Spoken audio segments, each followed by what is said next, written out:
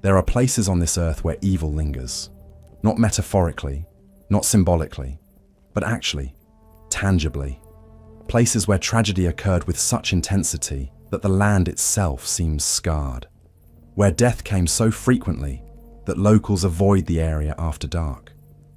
Where multiple independent witnesses across centuries report the same inexplicable phenomena. These are not ghost stories told around campfires. These are documented locations with verified histories of horror. Places where thousands died in agony, where torture was practiced as policy, where mass graves lie unmarked, where radiation will poison for 10,000 years, where the forest floor is littered with belongings of the dead. Some of these places are ancient, temples where human sacrifice was performed for millennia, battlefields where armies were slaughtered, plague pits where tens of thousands were buried in mass graves during epidemics. Some are modern. Concentration camps where industrial murder was perfected, nuclear disaster sites where invisible death saturates the soil, forests that have become pilgrimage sites for suicide. What makes a place cursed? Is it the accumulation of suffering, the intensity of trauma, the number of deaths? Or is there something else, something we do not yet understand about how tragedy imprints itself upon geography? From ancient ruins to modern disasters, from European castles to Asian forests, from African colonial sites to American massacre grounds, every continent, every culture, every variety of human horror that can transform a location into something feared and avoided. This is not a list. This is a journey, a dark expedition through the atlas of human suffering. We will examine not just what happened at these places, but why they became cursed in collective memory. What transforms a location from mere site of tragedy into a place people believe is haunted, hexed, or fundamentally wrong? We will visit places where you can still see the bloodstains, where execution walls stand pockmarked with bullet holes, where the ovens remain, where warning signs tell visitors the radiation will kill them, where ropes still hang from branches. Some of these locations are tourist attractions now, sanitized, monetized, transformed into dark tourism destinations, where visitors take selfies in torture chambers and buy souvenirs in former execution grounds. Others remain abandoned, forbidden, too dangerous, or too disturbing for public access. Some governments deny what happened at these places. Others acknowledge the horror but prevent investigation. A few have transformed sites of atrocity into memorials, forcing visitors to confront the capacity for evil that humans possess. We will travel chronologically and geographically, beginning with ancient sites where civilizations performed rituals we now consider barbaric, moving through medieval locations where torture was refined into science, examining colonial horrors where indigenous populations were systematically destroyed, confronting 20th century industrial murder, and ending with contemporary places where tragedy continues to unfold. Each location will be documented with verified historical sources, death tolls from historical records, eyewitness accounts from credible sources, archaeological evidence, government documents, survivor testimony. We will not sensationalize. We will not invent. The truth about these places is disturbing enough without embellishment. This is the complete atlas of cursed places, the geography of human evil, the locations where darkness has permanently settled. The journey begins in the ancient world, in temples where priests performed human sacrifice on an industrial scale, where the stones are still stained with blood of tens of thousands, where archaeologists continue to unearth mass graves of sacrificial victims. Chapter 1. Ancient sacrificial sites where gods demanded blood. Templo Maya, the Aztec heart temple. In the center of what is now Mexico City lie the ruins of Templo Maya, the great temple of the Aztec capital Tenochtitlan. This was not merely a place of worship.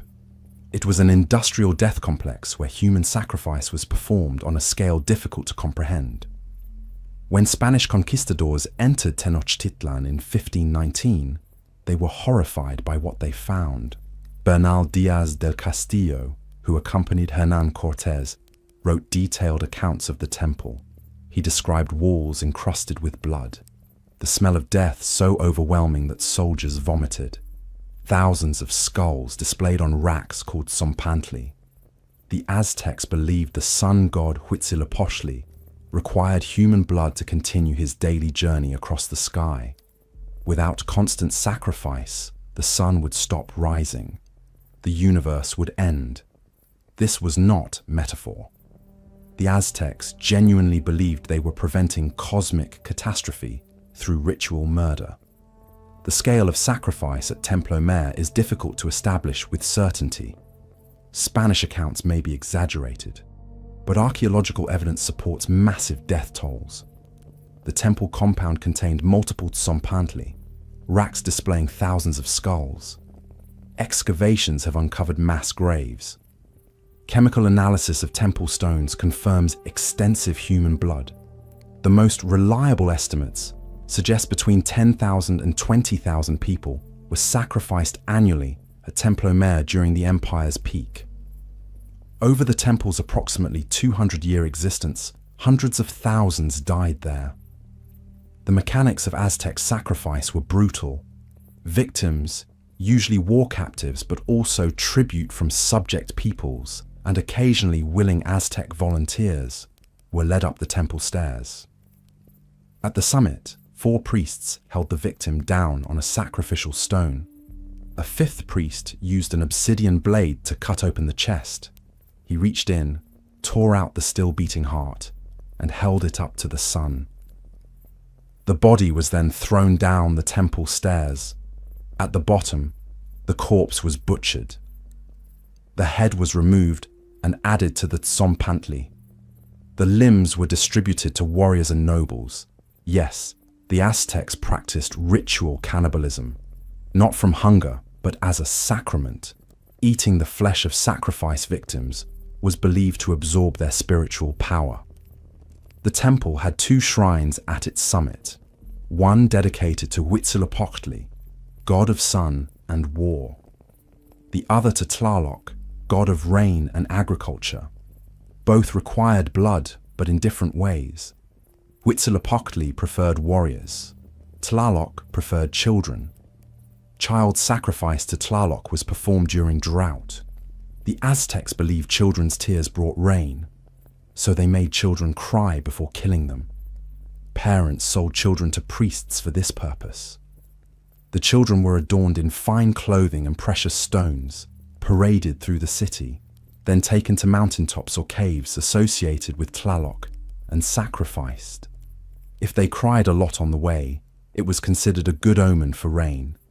Excavations at Templo Mayor have uncovered the remains of many child sacrifice victims.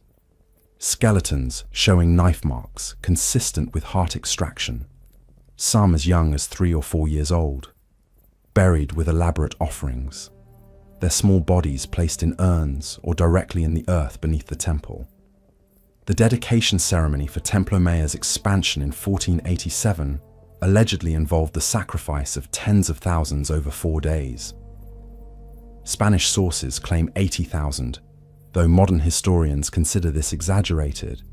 But even if the actual number was a quarter of that, 20,000 deaths in 4 days represents industrialized ritual murder. Victims stood in lines stretching for miles. They were brought up the temple in groups. As soon as one group was sacrificed, the next ascended. 4 priests worked continuously for days. The temple stairs became so slick with blood that later victims had difficulty climbing. Bodies piled up at the base faster than they could be processed. Visiting Aztec nobles and subject peoples were required to watch. This was demonstration of power. This was what happened to those who opposed the Aztec Empire. Your hearts would be torn out, your bodies thrown downstairs, your skulls displayed as warning. When Cortés conquered Tenochtitlan in 1521, he ordered Templo Mayor destroyed. Spaniards tore down the temple and used its stones to build a Catholic cathedral on the same site. The Metropolitan Cathedral of Mexico City stands partially on the foundation of Templo Mayor. Mass is celebrated where hearts were once torn out. The temple was buried and forgotten. For 400 years, Mexico City grew over it. Then, in 1978, electrical workers digging in the center of the city discovered a massive stone disc depicting Coyolxauhqui, the moon goddess. This led to full excavation of Templo Mayor. Archaeologists found the temple's foundation and lower levels largely intact. The scale became clear. This was not a small shrine, but a massive complex. Over 100 buildings within the sacred precinct. The main pyramid base measuring 60 meters on each side. They found the Tzompantli. Not just skull racks, but actual structures built from human skulls used as building blocks. Walls where skulls were mortared together like stones. The number of skulls is estimated in the tens of thousands. They found offering caches. Over 200 have been excavated. These contain human remains mixed with animal bones, precious stones, weapons, and other items. Some offerings were children buried with fine goods. Others were enemy warriors killed and deposited with their weapons as tribute to the gods. Chemical analysis of the temple stones and surrounding soil revealed extreme concentrations of human blood, not metaphorically stained, but literally soaked. Centuries of blood had saturated the porous volcanic stone. The stones are still red-brown in places where iron from hemoglobin has oxidized. The site is now a museum. Visitors walk through the excavated ruins. The Tzompantli is displayed. Offering caches are shown with their human remains visible. The scale of death is made clear, but the site retains a presence. Workers and guards report unease, a feeling of being watched, cold spots in hot weather, shadows that move wrong. Photography equipment malfunctions more frequently at Templo Mayor than at comparable archaeological sites. Some of this may be psychological.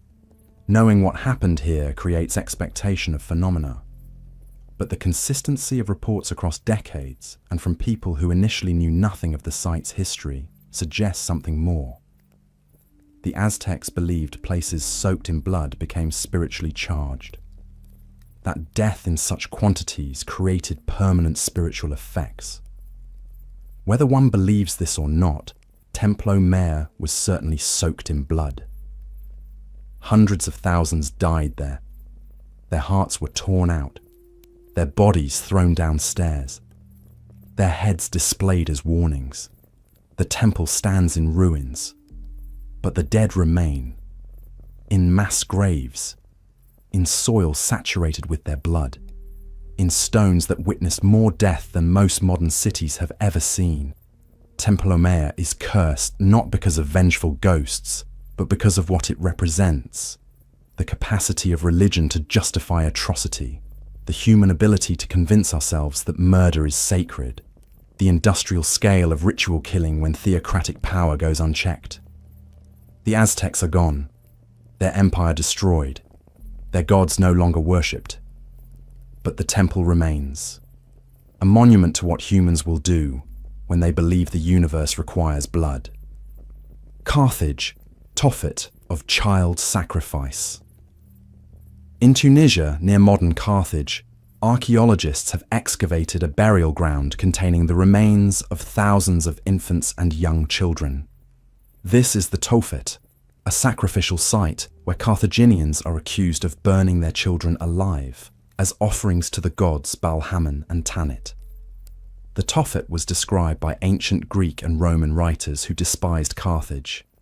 They portrayed Carthaginians as barbarians who sacrificed their own children. Roman propaganda emphasized this during the Punic Wars to justify Carthage's destruction. For centuries, modern historians dismiss these accounts as Roman propaganda. Surely no civilization would systematically murder their own children. The Tophet burials were reinterpreted as a cemetery for infants who died naturally. Child mortality was high in ancient times. Perhaps this was simply where families buried babies who did not survive. But archaeological evidence increasingly supports the child sacrifice hypothesis. The Tophet contains thousands of urns with cremated infant remains. Many show evidence of being burned alive. Bone analysis indicates most were healthy when they died, not sick infants dying of natural causes. The remains are buried with inscriptions indicating they were sacrifices, dedications to Baal Hammon and Tanit, thanking the gods for blessings received, promising offerings in exchange for future favor. Some urns contain remains of animals, usually lambs, suggesting substitution sacrifices. Perhaps wealthier families could substitute animal sacrifice for child sacrifice, but the majority of urns contain human infant remains. The scale is staggering.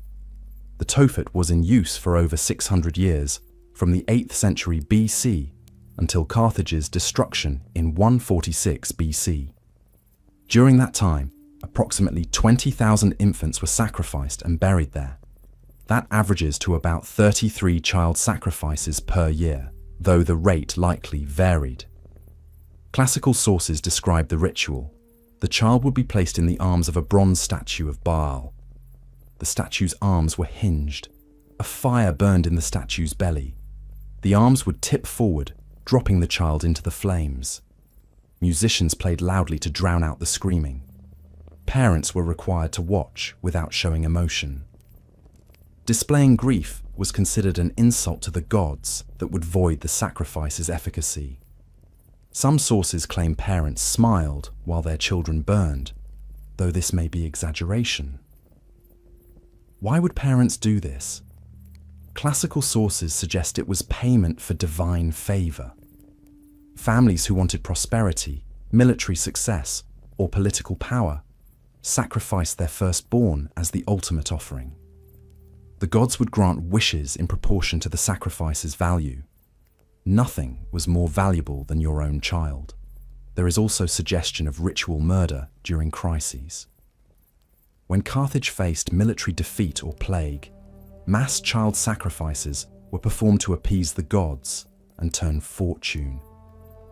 During the siege of 310 BC, when Syracuse threatened Carthage, hundreds of children were reportedly sacrificed in a single event. Modern excavation of the Tophet reveals layers of occupation. The earliest burials are from Phoenician colonization. They continue through Carthage's rise to Mediterranean power. They end with Rome's conquest and the city's destruction. The site itself is small, only a few thousand square meters, but every meter is packed with burial urns. They are stacked in layers. Some areas have 6 or 7 layers of burials, one atop another. This is the geography of systematic child sacrifice. Centuries of dead infants concentrated in a small space. The urns themselves vary. Some are crude pottery. Others are elaborately decorated. Wealthier families could afford better containers for their sacrificed children. The inscriptions vary in sophistication. Some are barely literate scratches. Others are elegant scripts. Many urns contain jewelry and small offerings buried with the infant. Amulets, beads, small statues of gods. The children were adorned before sacrifice, dressed in fine clothing, and given precious items to carry into death. Bone analysis reveals the age range. Most were newborns to 2 years old. A few were up to 4 years. Very few were older. This suggests specific requirements for sacrificial victims. The gods preferred infants. Some infants show evidence of chronic illness or birth defects. Perhaps families sacrificed sick children rather than healthy ones. Perhaps disabilities were interpreted as signs the child was meant for the gods. Or perhaps sick children were simply easier to sacrifice than healthy ones who might struggle. The question of voluntary versus coerced sacrifice remains open. Did families genuinely believe they were helping their children ascend to the gods? Or was this murder rationalized through theology? Were families pressured by social expectations, by priests who benefited from the ritual, by community standards that demanded participation? We cannot know. The Carthaginians left few written records. Most information comes from hostile Greek and Roman sources. The victims left only bones and urns. What we know for certain, thousands of infants died at the Tophet. They were cremated and buried with offerings. Their families dedicated them to gods. This continued for 6 centuries until Rome destroyed Carthage and the practice ended. The Tophet is now an archaeological site. Tourists visit. Signs explain the history. The excavated urns are displayed in museums. The inscriptions are translated. The dead are studied, photographed, catalogued. But walking the site, one cannot escape the weight.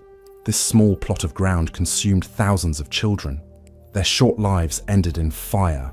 Their parents watched them burn. Priests blessed the murders. Society accepted this as normal. The Tophet is cursed not by the ghosts of dead children, but by what it reveals about human capacity for normalizing atrocity. When culture, religion, and power structures align, humans will do terrible things and call them holy. Carthage was destroyed, its buildings torn down, its population killed or enslaved, its fields sown with salt according to legend. Nothing remains but ruins, but the Tophet remains. The urns remain, the bones remain. 20,000 infant sacrifices cannot be erased. They are permanent features of the landscape, a geographic concentration of child murder unmatched in the ancient world. The gods Baal-Hamon and Tanit are no longer worshipped. No one burns children to gain their favor, but the place where it happened is still there, still holding the remains, still radiating the horror of what was done. Teotihuacan, the pyramid of human offerings. 30 miles northeast of Mexico City stand the ruins of Teotihuacan, one of the largest cities ever built in the pre-Columbian Americas. At its peak, around 500 AD, Teotihuacan housed over 100,000 people. It was the 6th largest city in the world at that time. The city is dominated by massive pyramids. The Pyramid of the Sun, 3rd largest pyramid in the world. The Pyramid of the Moon, the Temple of the Feathered Serpent, all aligned with astronomical precision, all requiring immense labor and organization, and all built with human sacrifice. For decades, archaeologists believed Teotihuacan was relatively peaceful compared to later Mesoamerican civilizations. The Aztecs, who discovered the ruins centuries after Teotihuacan's abandonment, called it the place where the gods were born. It seemed like a sacred city of priests and astronomers, not warriors and sacrifice. But excavations in the 1980s and 90s revealed the truth. Teotihuacan practiced human sacrifice on a massive scale. The pyramids are built on mass graves. At the Pyramid of the Feathered Serpent, archaeologists discovered over 200 skeletons buried in the pyramid's foundation. These were not ordinary burials. The bodies showed signs of ritual killing, hands bound behind backs, multiple bodies buried simultaneously in coordinated positions. Most victims were young men, probably warriors. Some wore ornaments indicating military or religious rank. They were killed and buried as part of the pyramid's dedication ceremony. Their death sanctified the structure. Their blood fed the gods. Their bones became part of the temple. Carbon dating and stratigraphic analysis indicate these sacrifices occurred over an extended period during the pyramid's construction. This was not a single event, but a process. As each level of the pyramid was completed, victims were killed and buried. Then the next level was built atop their graves. The pattern repeated at other pyramids. The Pyramid of the Moon has multiple burial chambers containing sacrificed humans and animals. One chamber held 12 human bodies, plus animal remains of jaguars, eagles, wolves, and serpents, all killed simultaneously, all buried together with elaborate offerings. Some victims at the Pyramid of the Moon show evidence of torture before death, broken bones that healed poorly, suggesting extended captivity, injuries consistent with ritual combat or sacrifice methods. They died hard deaths before burial. Why so much sacrifice? Mesoamerican cosmology viewed construction as a sacred act. Buildings, especially temples, required spiritual activation. Human blood and death were the most powerful activating forces. The larger the structure, the more sacrifice required. Teotihuacan's pyramids are enormous. The Pyramid of the Sun has a base almost equal to Egypt's Great Pyramid of Giza. Building such structures required decades of labor by thousands of workers, and it required hundreds of sacrifices. The sacrifices were not random violence. They were carefully orchestrated. Victims were selected for specific characteristics. Warriors for military temples, children for agricultural deities, women for fertility goddesses. Each deity had preferences. The bodies were positioned according to ritual requirements, facing specific directions, arranged in symbolic numbers, buried with particular offerings. This was not murder, but liturgy, systematic, organized, theologically justified. Chemical analysis of bones reveals the victims came from diverse locations. Some were local Teotihuacanos. Others came from distant regions, hundreds of miles away. They were brought to the city specifically for sacrifice. This suggests tribute systems or slave trade providing victims. The scale becomes clear when you consider Teotihuacan had thousands of structures, not just the major pyramids, but smaller temples, residential compounds, administrative buildings. Many required dedication sacrifices. The total number of victims over Teotihuacan's 600-year existence probably numbers in the thousands at minimum, possibly tens of thousands. Teotihuacan collapsed around 650 AD. The cause remains debated. Internal conflict, environmental collapse, invasion, all have been suggested. But the city was deliberately burned.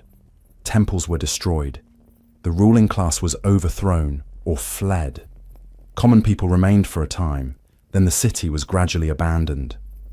When the Aztecs discovered the ruins 7 centuries later, they were awestruck. The pyramids were so massive they seemed beyond human capability. The Aztecs believed gods must have built them. They incorporated Teotihuacan into their own mythology and performed pilgrimages there. Modern visitors walk the Avenue of the Dead, the main ceremonial road connecting the pyramids. They climb the Pyramid of the Sun, stand atop the Pyramid of the Moon, photograph the Temple of the Feathered Serpent. Most tourists do not know they are walking over mass graves, that beneath the pyramids lie hundreds of sacrificed warriors, that the plazas where tour groups gather once ran with blood during dedication ceremonies. The site has a presence. Many visitors report feeling heavy, exhausted, emotionally drained after spending hours at Teotihuacan. Some attribute this to altitude, sun exposure, or the physical exertion of climbing pyramids. But the consistency of reports suggests something more. The cumulative effect of so much death in one place. Even tourists who know nothing of the sacrifices often say Teotihuacan feels wrong.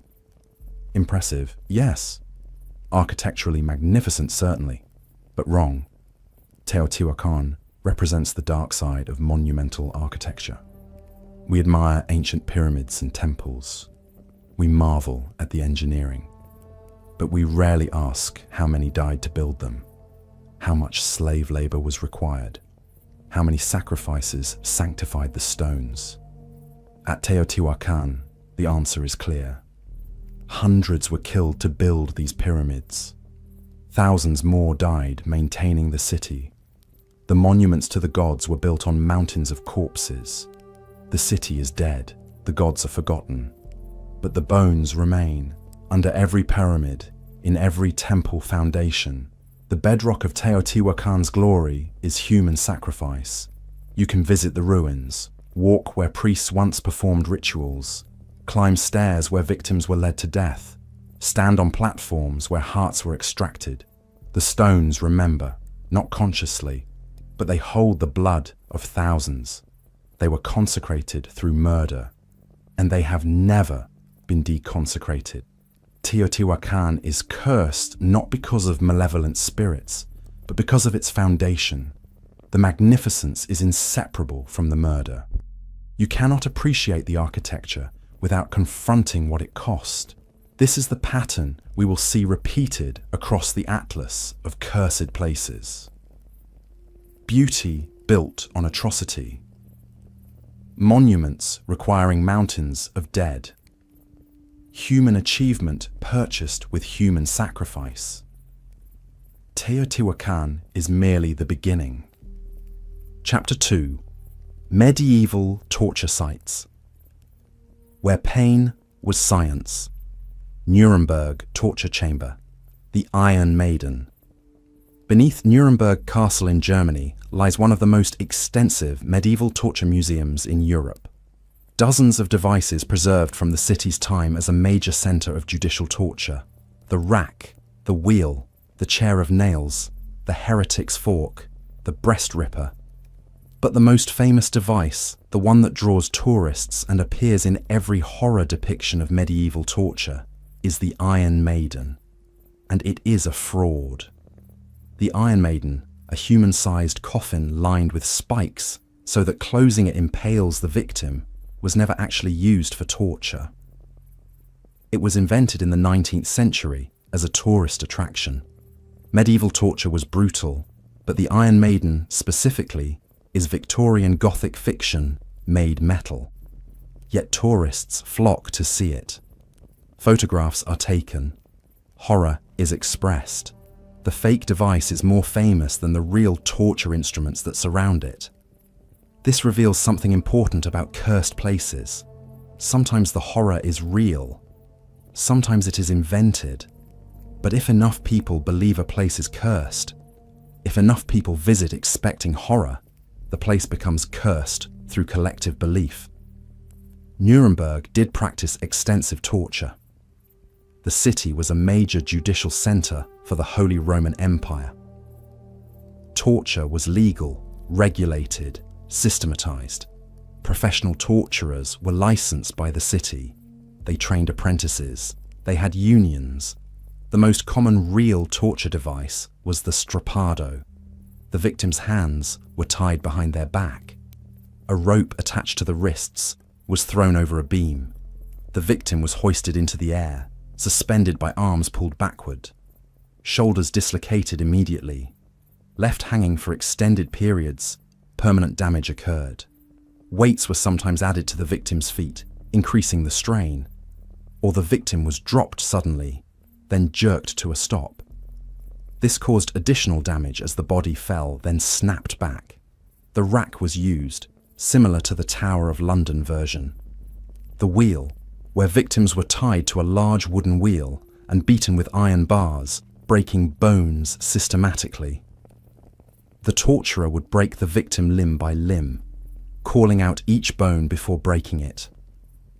The chair of nails, a seat covered in sharp spikes. The victim was forced to sit, pressed down by a board across the chest. The longer they sat, the deeper the spikes penetrated. This torture could last days.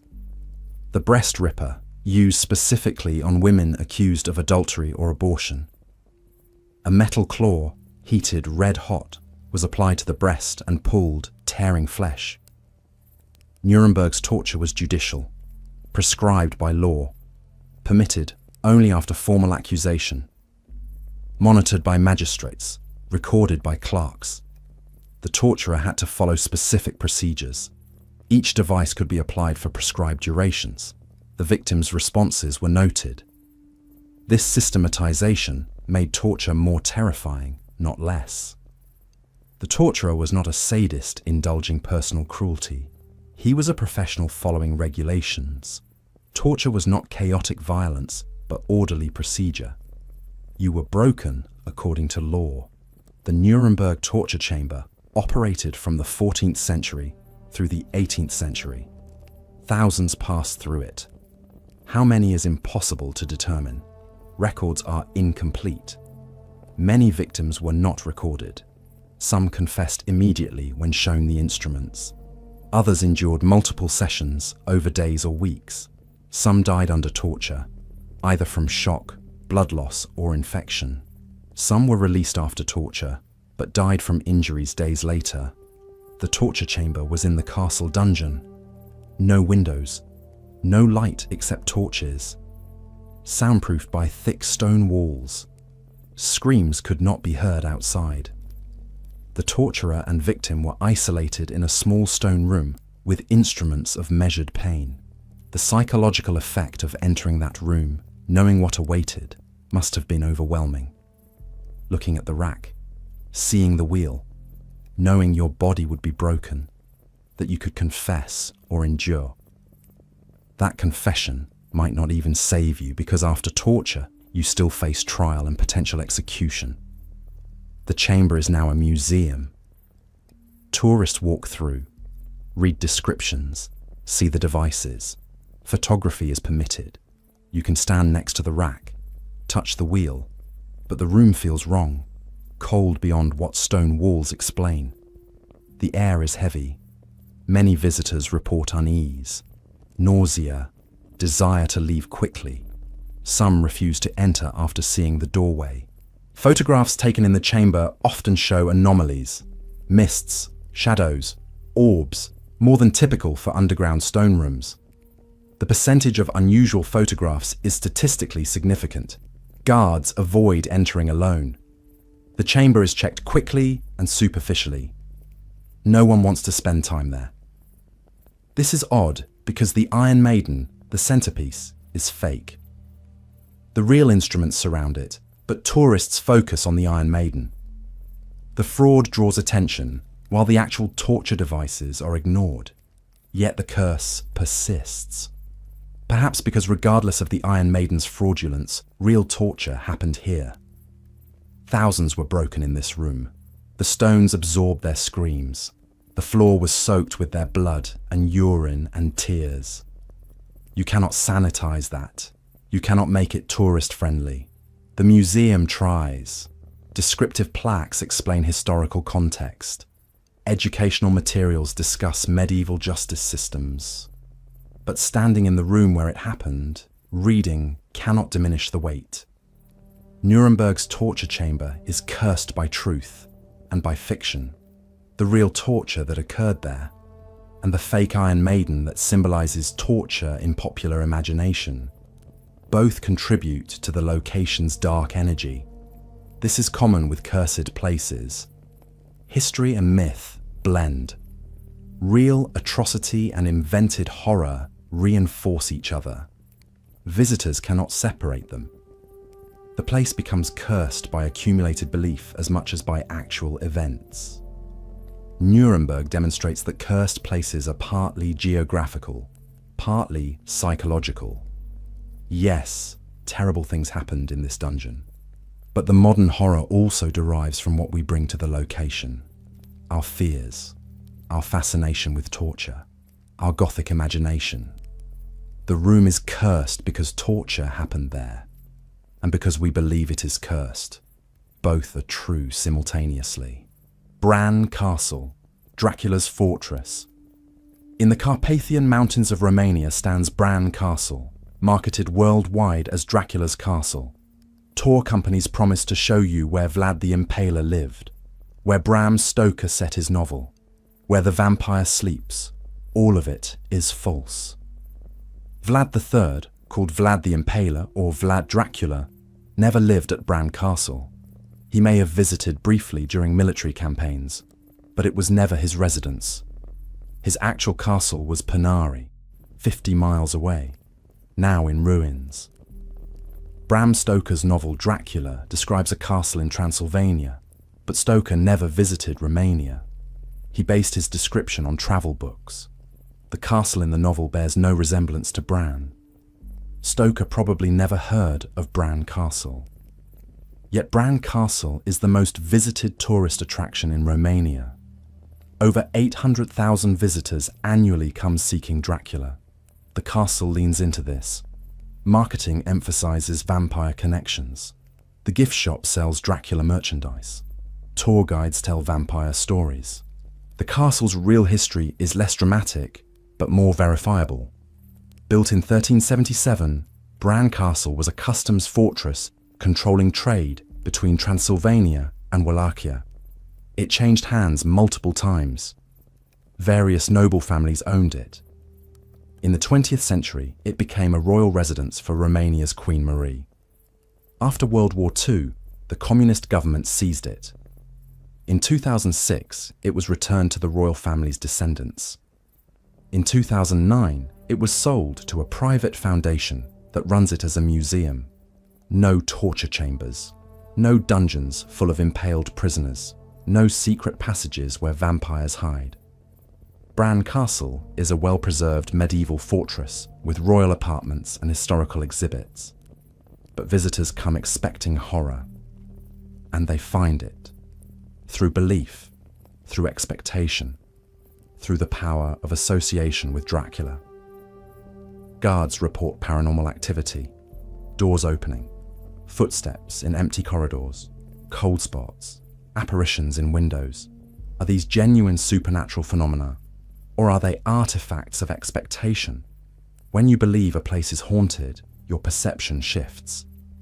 Ambiguous stimuli are interpreted as paranormal. Psychologists call this confirmation bias. You see what you expect to see. If you believe Bran Castle is Dracula's lair, every shadow becomes suspicious. Every cold draft becomes ghostly breath. Every creaking floorboard becomes vampire footsteps. But the phenomenon is real regardless of source. Whether ghosts actually walk Bran Castle, or whether human psychology creates that perception, visitors leave believing they experience something supernatural. The curse is real to them, and perhaps that is all a curse requires. Not objective supernatural reality, but subjective experience of it. If enough people believe a place is cursed, the place becomes cursed through collective consciousness. Bran Castle demonstrates how locations become cursed through narrative rather than event. Nothing particularly horrible happened at Bran Castle. No mass murders, no torture chambers, no significant tragedies beyond normal medieval warfare. But Bran Castle is associated with Vlad the Impaler, who did commit atrocities, and with Dracula, fictional vampire. These associations transfer to the location. The castle becomes cursed by proximity to horror rather than by direct experience of it. This is common in our atlas of cursed places. Some locations are genuinely soaked in blood. Others are cursed primarily through story. Both types exist. Both draw visitors. Both generate reports of paranormal phenomena. Bran Castle's curse is not historical. It is literary, cultural, psychological. But it is nonetheless real to the millions who visit seeking Dracula. The actual Vlad the Impaler had his own castle, Poenari. It is in ruins, accessible only by climbing 1,400 concrete steps up a mountain. Few tourists make the effort. Poenari receives perhaps 10,000 visitors annually compared to Bran's 800,000. Yet Poenari is where Vlad actually lived, where he actually ruled, where he actually gave orders for the mass impalement that earned his nickname. The real horror site is ignored while the false one thrives. This reveals something about cursed places. Authenticity matters less than narrative.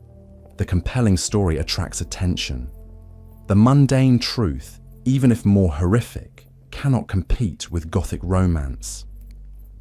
Vlad the Impaler killed tens of thousands.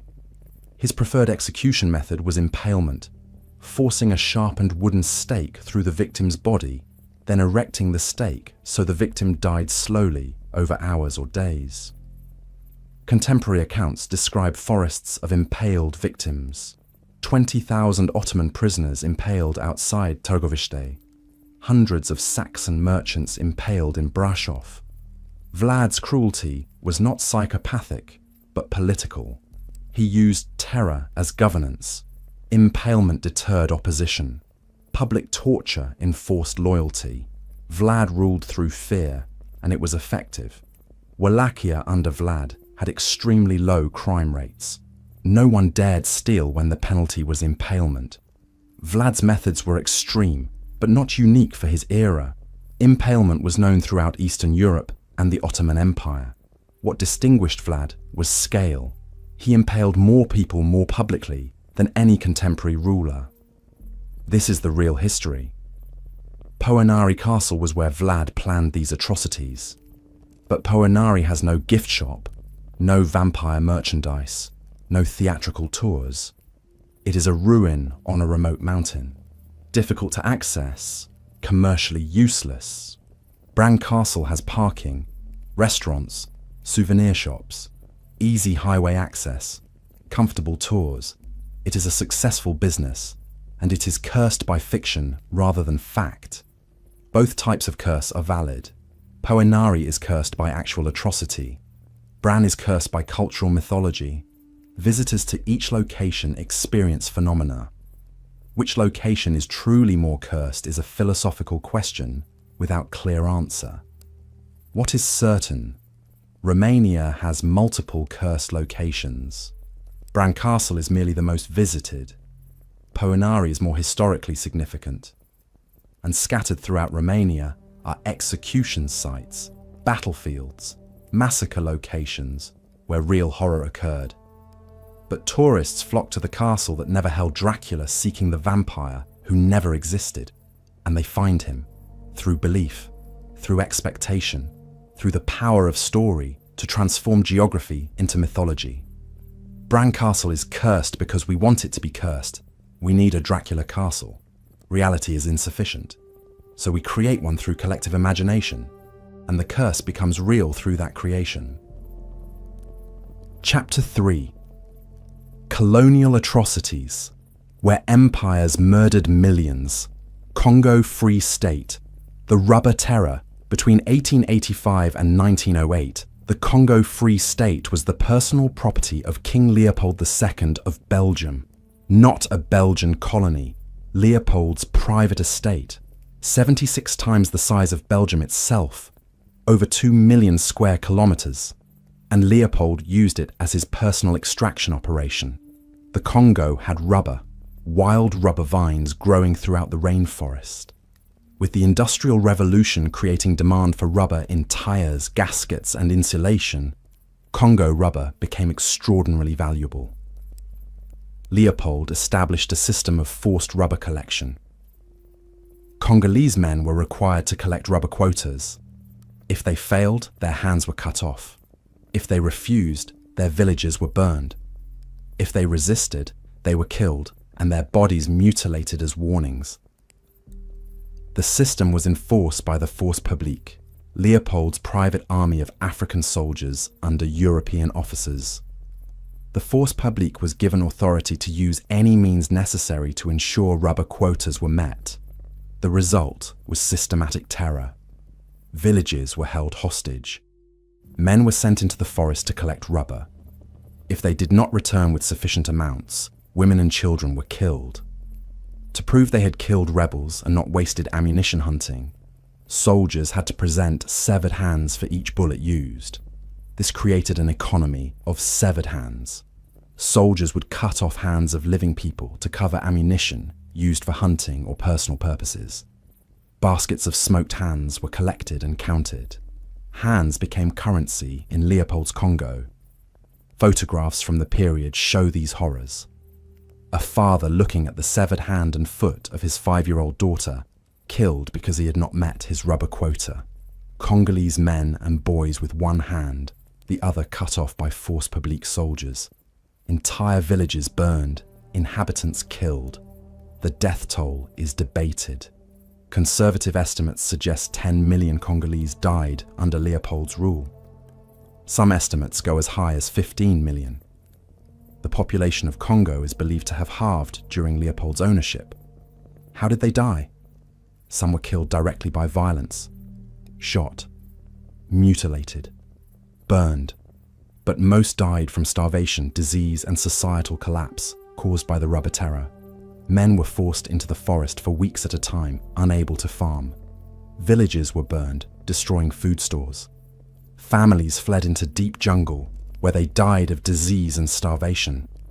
Shikot, a whip made from hippopotamus hide, was used to beat workers. 100 lashes could kill a man. 50 lashes left permanent scarring. The shikot was applied for minor infractions. Insufficient rubber collection.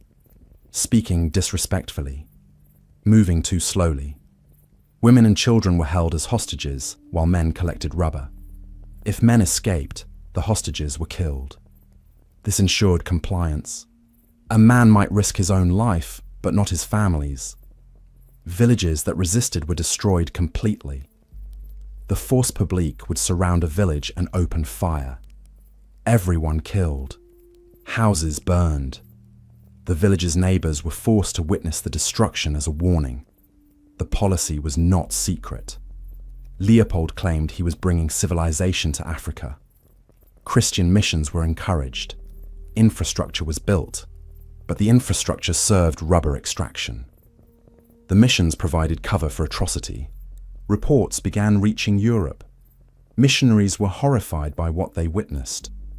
Edmund Morel, a British clerk, noticed that ships going to Congo carried only weapons and ammunition, while ships returning carried rubber and ivory. He calculated that no legitimate trade could operate this way. The rubber was being stolen through violence. Morel began publishing exposés. Joseph Conrad visited Congo in 1890 and used his experience as basis for Heart of Darkness, his novel depicting colonial horror. Roger Casement, British consul, investigated and produced detailed reports documenting atrocities. The Congo reform movement gained momentum. Public pressure mounted. In 1908, the Belgian parliament forced Leopold to relinquish personal control. The Congo Free State became Belgian Congo, a conventional colony. Leopold never admitted wrongdoing. He claimed the atrocities were exaggerated. He died in 1909, 1 year after losing Congo. He is buried in Brussels. His massive fortune, extracted from Congo rubber through murder and mutilation, endowed charitable foundations that still exist. What is left of the rubber terror? The Congo itself. The country has never recovered. The population collapse. The societal trauma. The economic exploitation. All continue in different forms. Leopold's agents did not merely kill Congolese. They destroyed social structures. Chiefs who resisted were killed and replaced with compliant ones. Traditional justice systems were undermined. Communities that had existed for centuries were scattered into the forest. The rubber terror lasted 23 years, but its effects are permanent. Congo has been unstable since independence in 1960. Decades of dictatorship under Mobutu. Civil wars killing millions. Ongoing violence and exploitation. The curse of the rubber terror is not supernatural. It is historical. When you destroy a society systematically for decades, the damage persists for generations. Congo cannot recover because the foundation was shattered, and the physical locations remain. The forests where men collected rubber, the villages that were burned, the rivers where bodies were dumped, the ground soaked with blood of 10 million.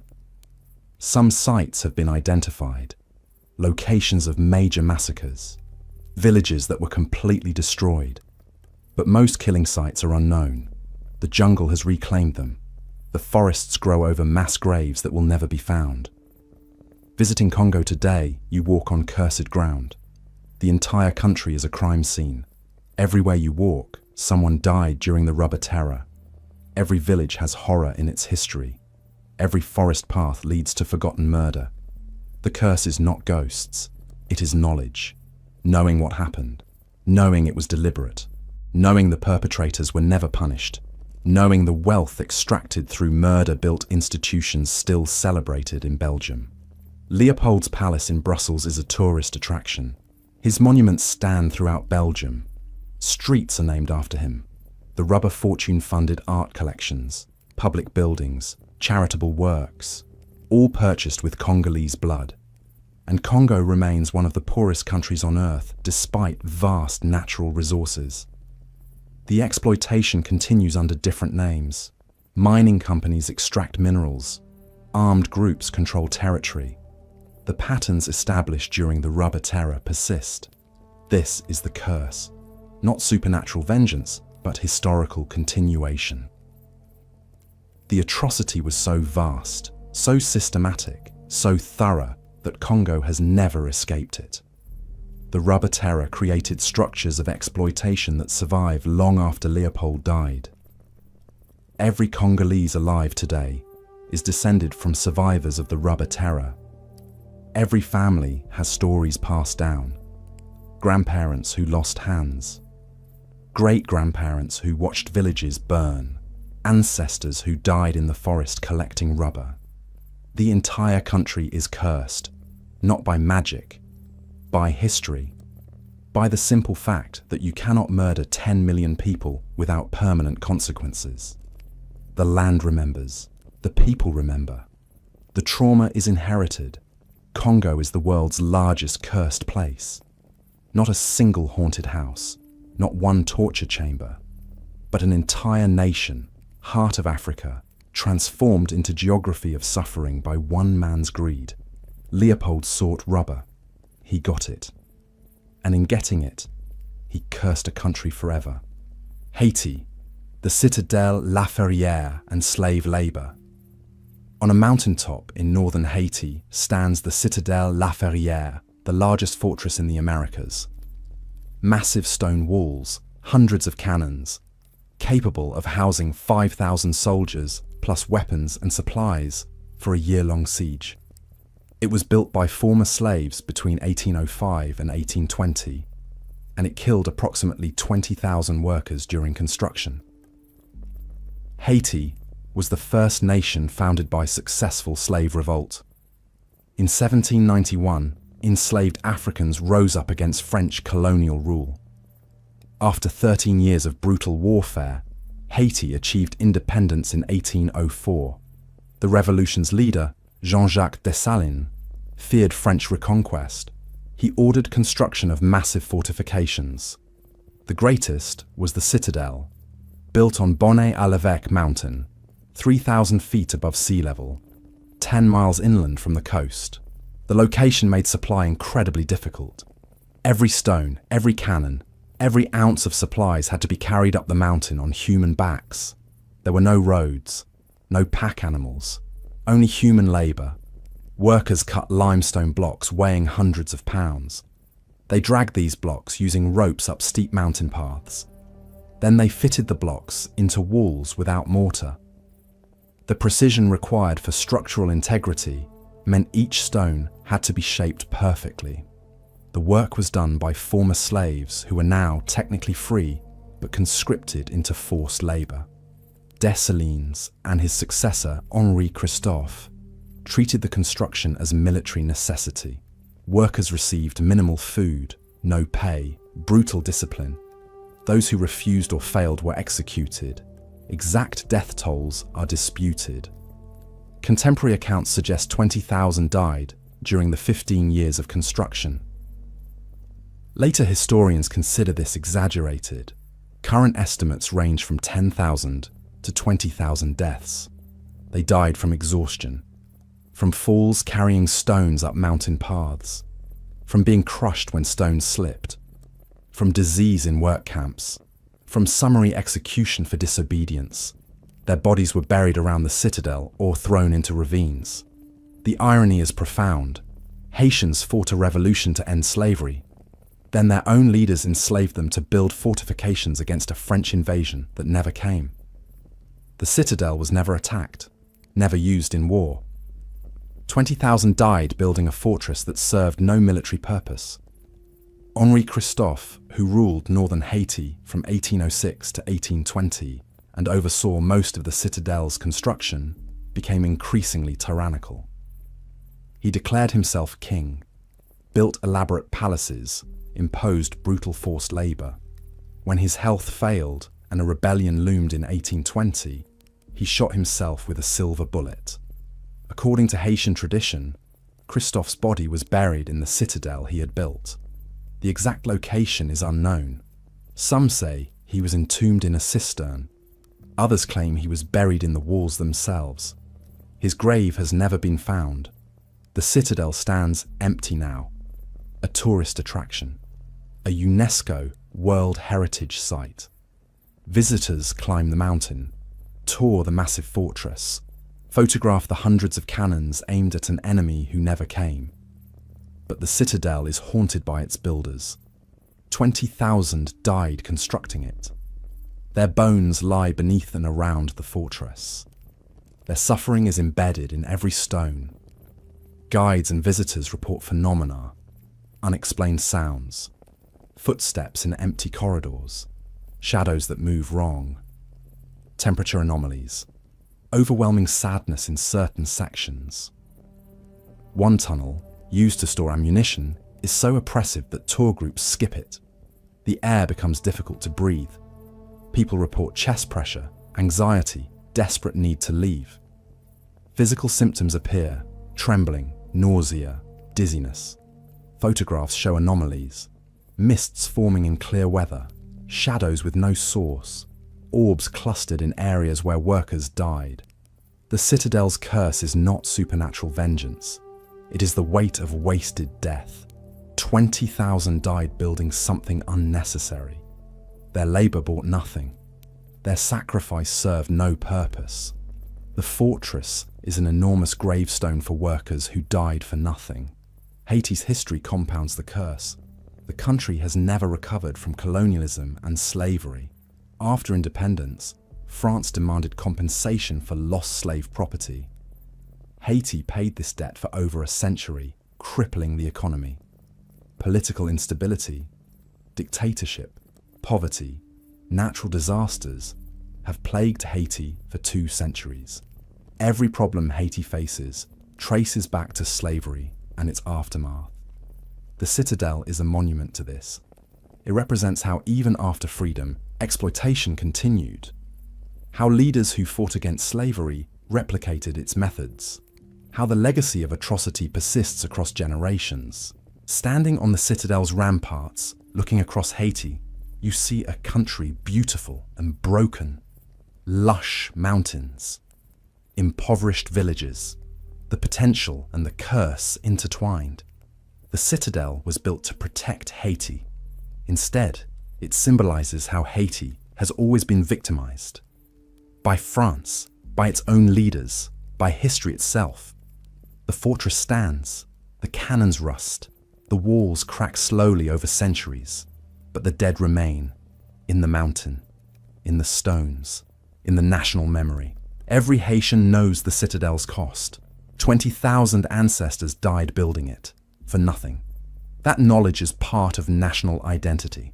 The pride in having a massive fortress, the shame that it cost so many lives, the anger that it was never needed. The citadel is cursed because it should never have been built. The workers should never have died. Their deaths were pointless, and pointless death is the cruelest curse. You can visit the citadel, climb the mountain, walk the ramparts, touch the stones, but you cannot escape the weight. 20,000 deaths pressed down.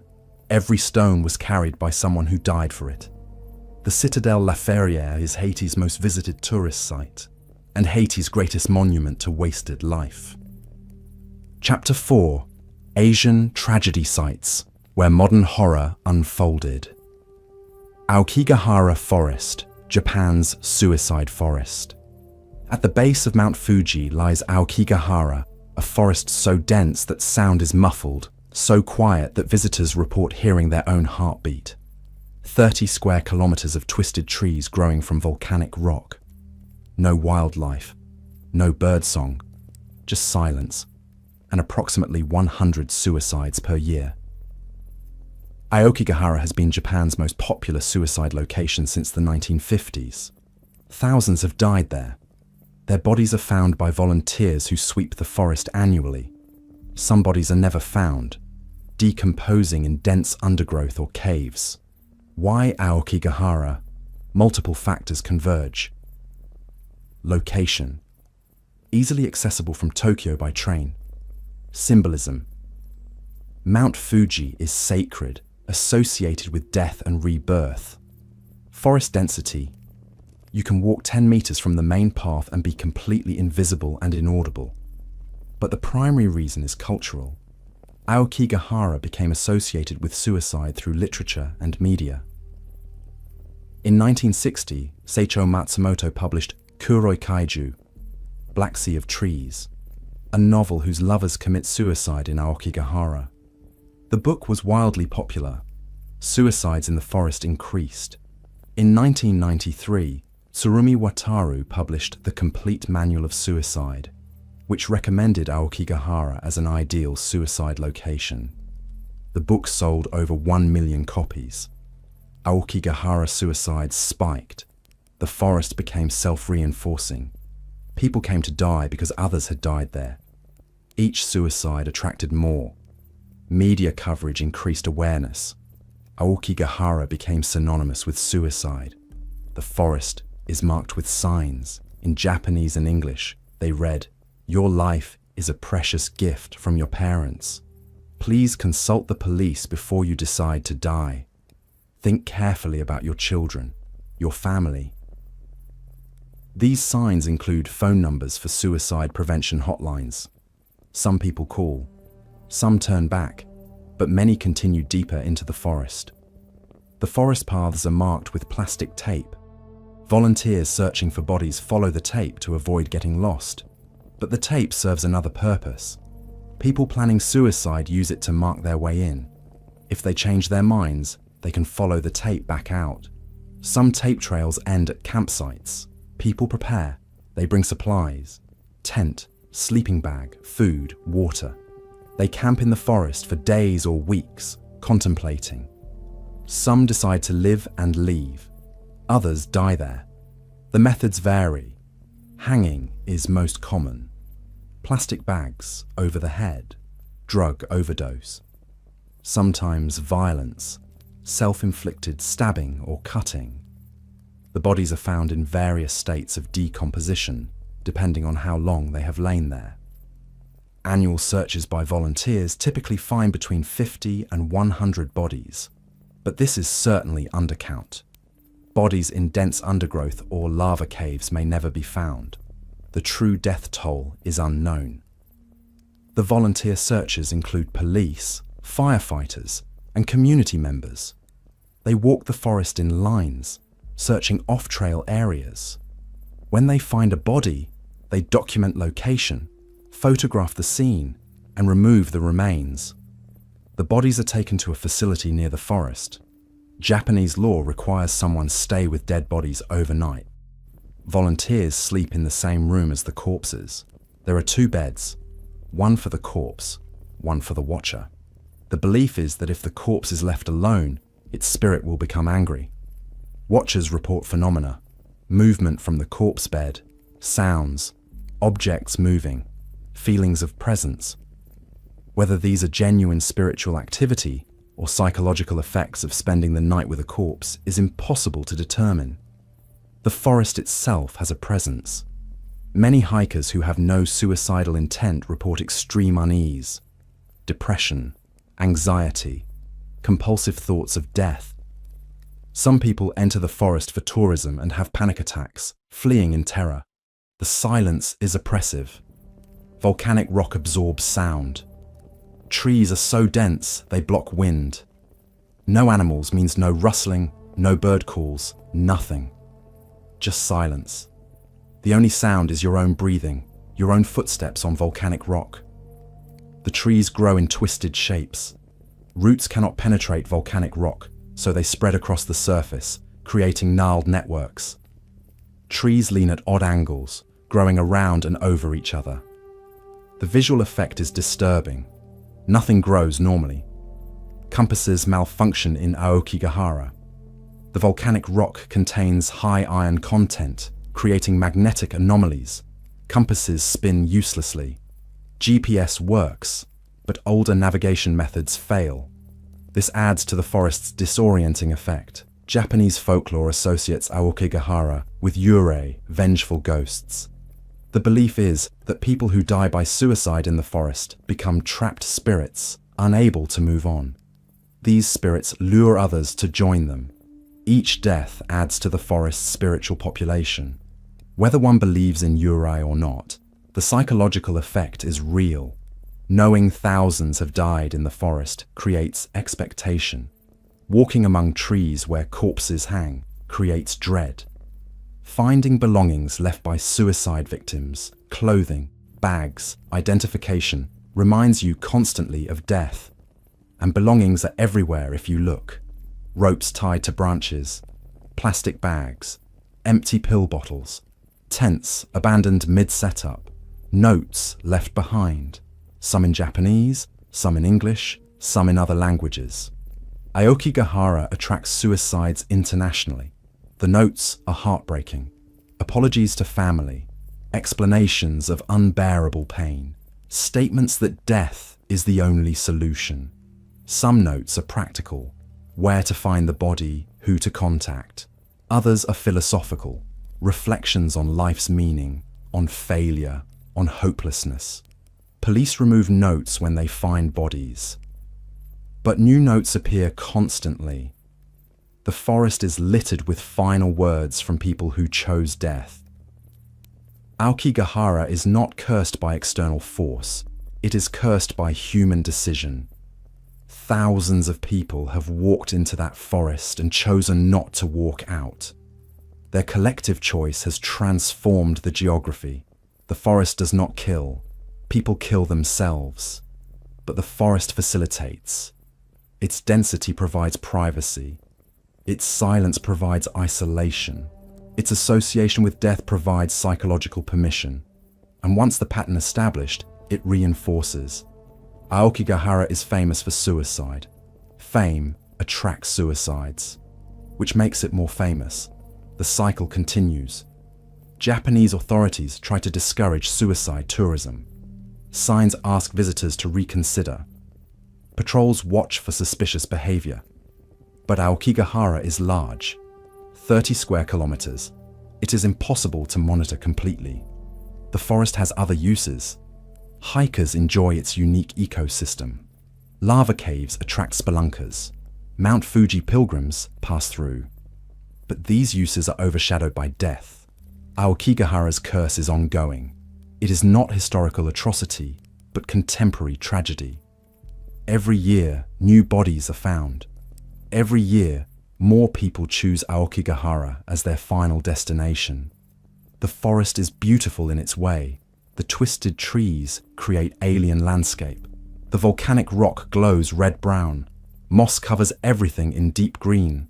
Light filters through dense canopy, creating shifting shadows. But the beauty is inseparable from the horror. You cannot appreciate Aokigahara's unique ecosystem without remembering what else grows there. Not just trees, but death. Not just volcanic rock, but graves. Not just moss, but shrouds for corpses that lie beneath. Walk deep enough into Aokigahara and you will find evidence of death. Rope hanging from branches. Bones scattered by animals. Clothing rotting in undergrowth. The forest is a vast outdoor mausoleum for thousands who chose oblivion. And the silence. Always the silence. No sound, but your own presence. No life but your own breath.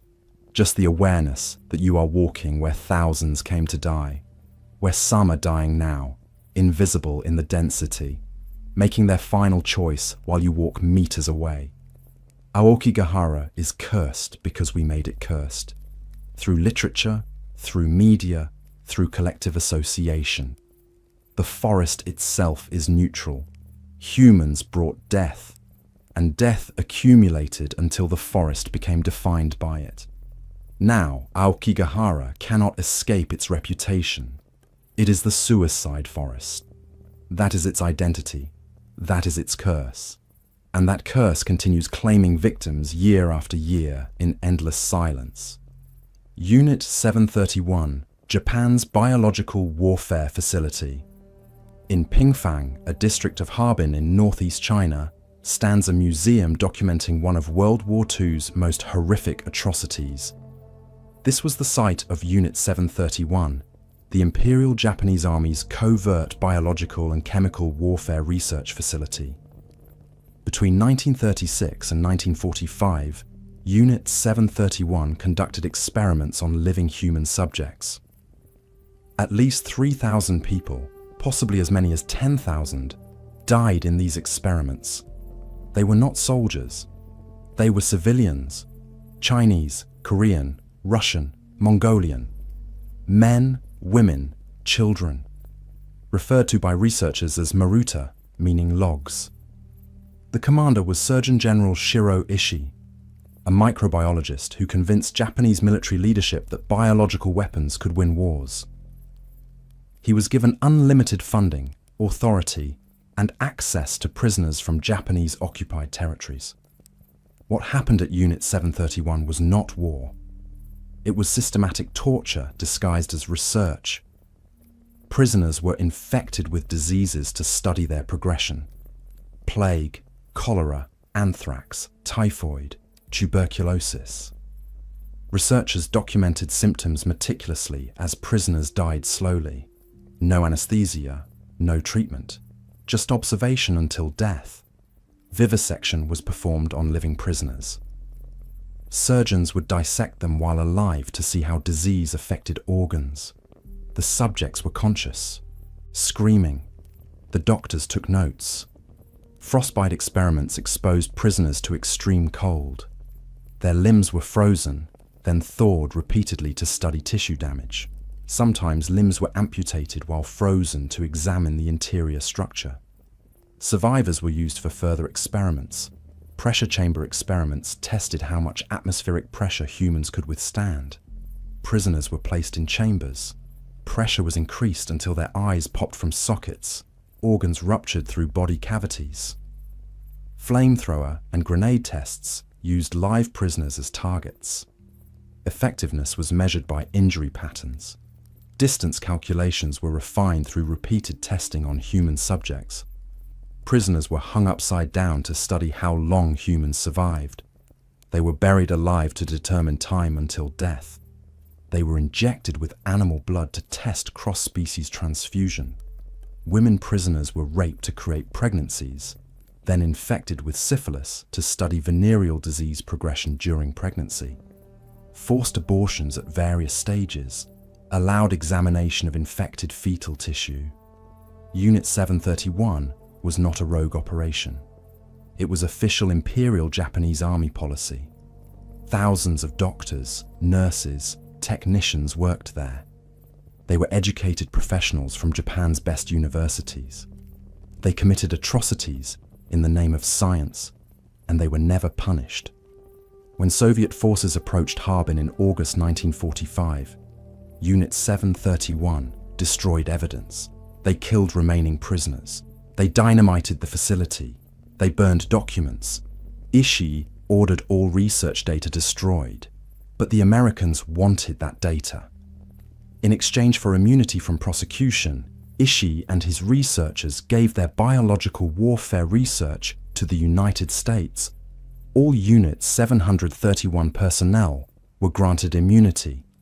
None faced trial. None were convicted. None served time. Many returned to prominent positions in Japanese society. Ishii became a wealthy businessman. Other researchers became university professors, pharmaceutical company executives, government health officials. They lived comfortable lives until natural death. The victims received no justice. China and the Soviet Union demanded trials. The United States refused. The biological warfare data was considered too valuable.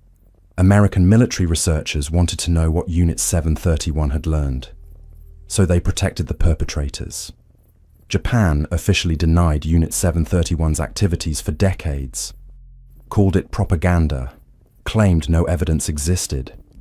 Only in the 1990s, after overwhelming documentation surfaced, did Japan acknowledge Unit 731's existence. Even then, official apologies were vague. Compensation to victims was refused. The Pingfang site is now a museum. Parts of the original facility remain. The administrative building, some laboratory structures, the ruins of prison cells. Exhibits display photographs, documents, equipment. The museum is disturbing. Photographs show experiments in progress. Documents list prisoner disposal methods. Equipment includes surgical tools, pressure chambers, frostbite apparatus. Mannequins recreate scenes of vivisection and testing. Chinese visitors come in large numbers. Japanese tourists are rare. When they do visit, tensions arise. Some Japanese visitors deny the exhibit's authenticity. Arguments occur. Security must intervene. The site has a presence, not haunting in supernatural sense, but oppressive. The weight of what happened here is palpable. 3,000 to 10,000 people were tortured to death for research that American military later determined was scientifically worthless. The experiments were so poorly designed that the data was useless. They died for nothing. Their suffering produced no valuable knowledge, no medical advances, no military advantage. Just data that went into classified files and was never used.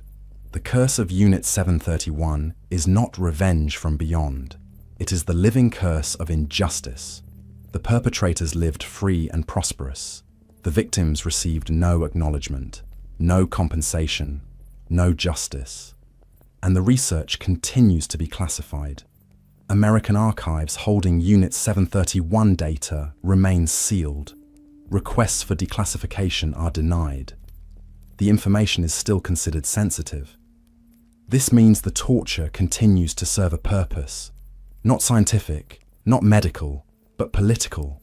The data's value is not its content, but its secrecy, its power to embarrass governments, to complicate diplomatic relationships. The dead of Unit 731 are prisoners still. Their bodies were destroyed, but their suffering is locked in classified archives, property of governments that protected their murderers. The Pingfang site stands as memorial. But memorials are insufficient. Justice was required. Justice was denied. That denial is the curse that persists.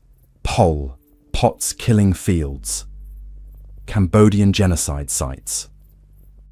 15 kilometers south of Phnom Penh, Cambodia, stands Cho Ung Ek, the most famous of the killing fields.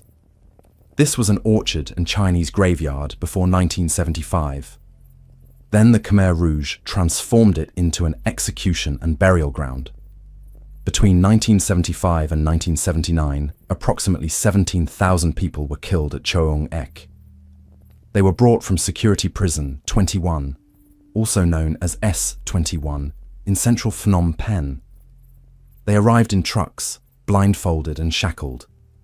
They were told they were being relocated to new housing. Instead, they were executed and buried in mass graves. The Khmer Rouge, led by Pol Pot, ruled Cambodia for 3 years, 8 months, and 20 days. In that time, they killed approximately 2 million Cambodians out of a population of 8 million. 25% of the country died through execution, starvation, forced labor, or disease caused by regime policies.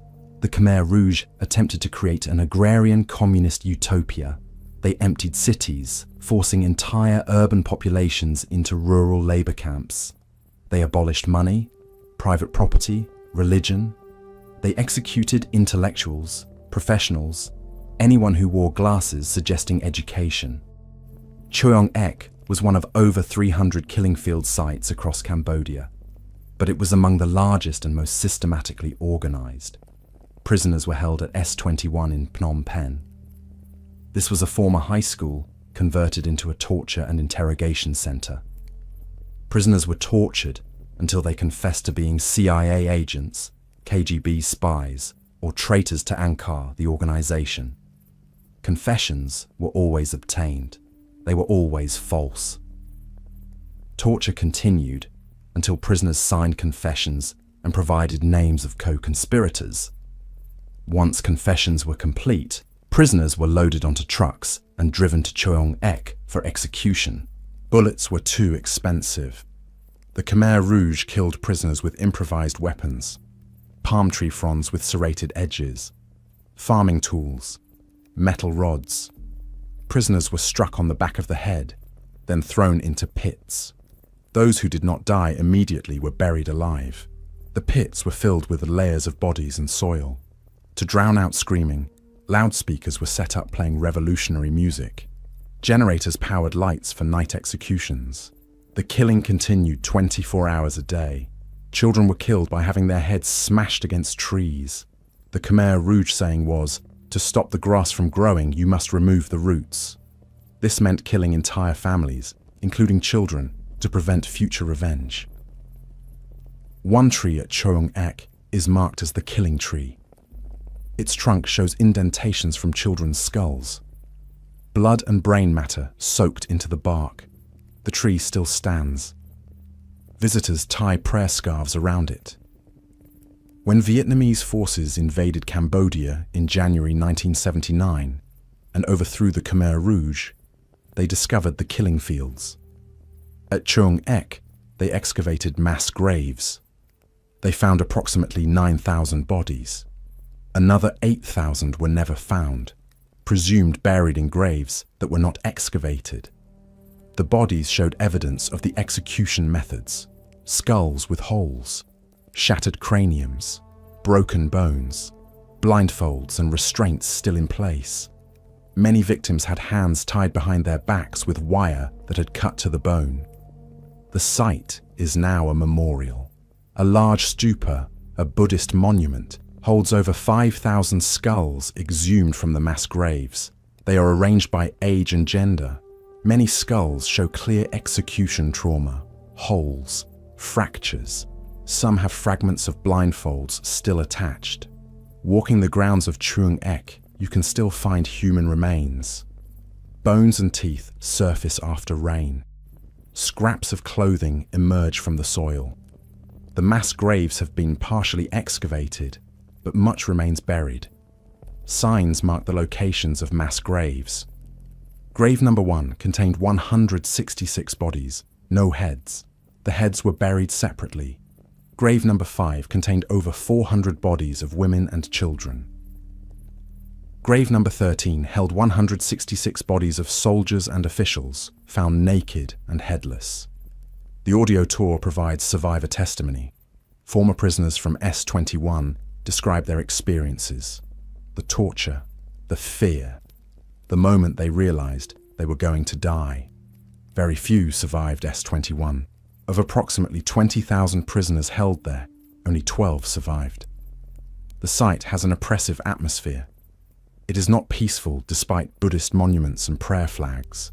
The ground is soaked with blood and bone. The trees witnessed systematic murder. The air itself seems heavy. During rainy season, bones and teeth wash to the surface. Groundskeepers collect them daily. They are added to the memorial stupa or reburied, but the ground continues producing remains. The earth cannot absorb what was done to it. Visitors report feeling physically ill at Choeung Ek: nausea, dizziness, overwhelming sadness. Some cannot complete the tour. They leave in tears or rage or shock. The killing tree is particularly disturbing. Knowing that dozens, possibly hundreds of children were killed against that specific tree. That mothers were forced to watch before their own execution. That the tree absorbed their blood and continued growing. Cambodia has never fully recovered from the Khmer Rouge. The genocide killed a quarter of the population. It destroyed educated classes. It traumatized survivors. It left millions of landmines scattered across the country. It created refugee crisis and regional instability. Pol Pot died in 1998, never facing trial.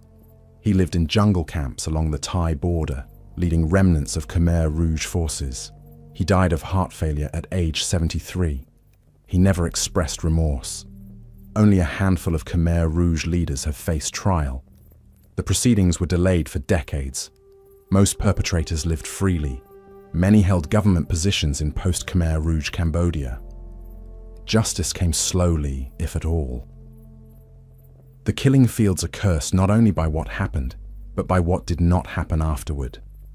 Justice denied. Perpetrators unpunished. victims unacknowledged for years. The international community largely ignored Cambodia's genocide until it was politically convenient to acknowledge it. Trung Ek stands as a reminder of what humans are capable of doing to each other, of how ideological purity justifies mass murder, of how evil can be systematic, organized, bureaucratic. 17,000 died at this one site, 300 sites across Cambodia, 2 million total deaths. The scope is incomprehensible until you stand in the killing fields and realize every site was like this. 17,000 here, 20,000 there, 5,000 elsewhere. The numbers accumulate into genocide. The memorial stupa holds 5,000 skulls. Each skull was a person. Each person had a name, a family, a life. All ended here, in an orchard, killed with farm tools, buried in pits, forgotten until Vietnamese soldiers arrived and the graves were opened. Cambodia's killing fields are among the most cursed places on earth because the evil was so recent. This was not medieval torture or ancient sacrifice. This happened in the 1970s, during disco and Star Wars and punk rock. While the world watched television and went to work and lived normal lives, Cambodia was being systematically murdered. And the world did not intervene. The genocide was known. Reports reached international organizations. Nothing was done. Only when Vietnam invaded for its own strategic reasons did the killing stop. The killing fields curse is ongoing. Cambodia struggles with poverty, corruption, authoritarian government. The trauma persists in survivors and their children. The mass graves remain. The bones continue surfacing. You can visit Trung Ek, walk among the graves, see the skulls, touch the killing tree. But you cannot understand, not truly.